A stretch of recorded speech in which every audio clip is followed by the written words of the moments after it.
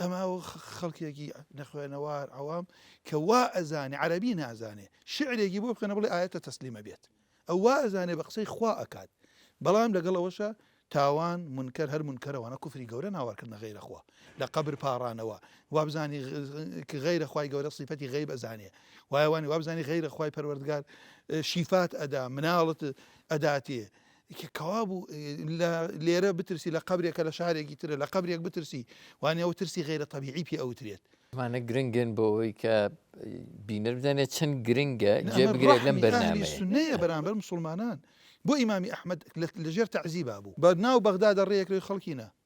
هەر کەس بڵێ قورئان مەخلوقە خوا دروستی کرۆ صیفەتی خوا و کەلامی خوانیە کافرە بەڵام ئەیوت من ئەوەی خۆم ئەوەی وا ئەڵێ بە تەعین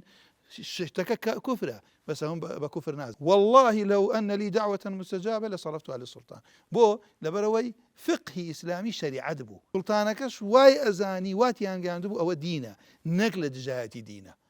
كسي هالتي نقل وراء إمام أحمد كاكا لقصك سلطاني بهين زاني أوان خوان زانتي خوا بما بباك أقرن تنزيه خوا أكن خوا لعيب بدور أقرن أو إنكاري هندي الصفات يعني كذا كابو اللي رأى إمام أحمد اشتكى كفر زانيو